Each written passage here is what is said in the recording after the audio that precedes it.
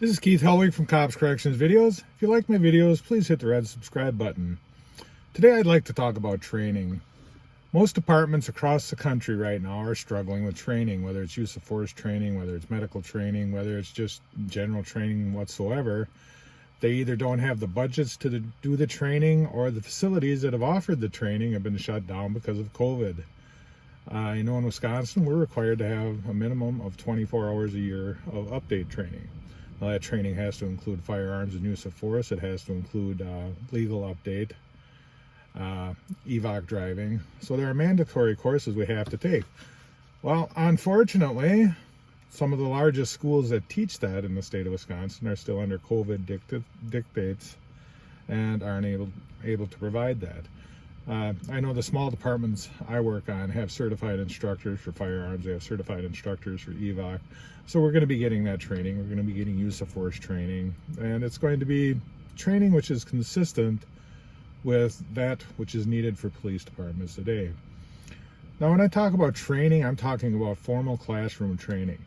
But I want to talk about training yourself, training your mind to react correctly. When I was a captain for the Department of Corrections, I always told my staff, when they're sitting on post and they're bored, play the what-if game. What if you're walking down that cell block and an inmate snags you up and tries to pull you into their cell? What if? What are you going to do? What if you're sitting at the desk in the sergeant's station and you hear a disturbance down at the end of the hall, you're by yourself? What are you going to do? What if you're sitting at the sergeant's station and somebody tries to grab you? What are you going to do? And it's the same with patrol officers in your squad car. You know, what if 5 minutes from now I pull over a Predator van, you know, the type with no windows on it, and I go up and the individual has a gun? What if? What am I going to do in that instance? Studies have shown for people who play the what if game, they are generally more prepared for people who don't play that, because you've already come up with a preconceived idea as to how you're going to handle a situation.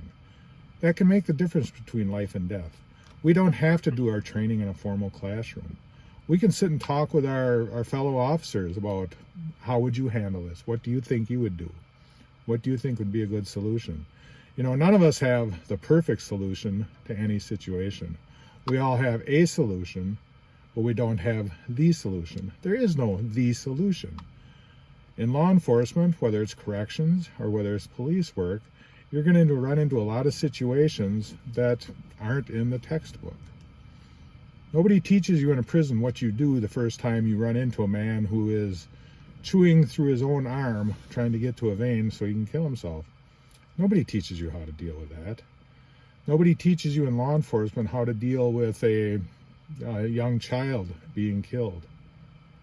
You know, they talk about it and you learn how to deal. You learn the procedural things that you need to do in that instance, but they don't teach you how to deal with it. Play the what if game. What if this happens? What are you going to do? What if? Until next time, this is Keith Helwig from Cops Corrections Videos. Stay safe and watch your back.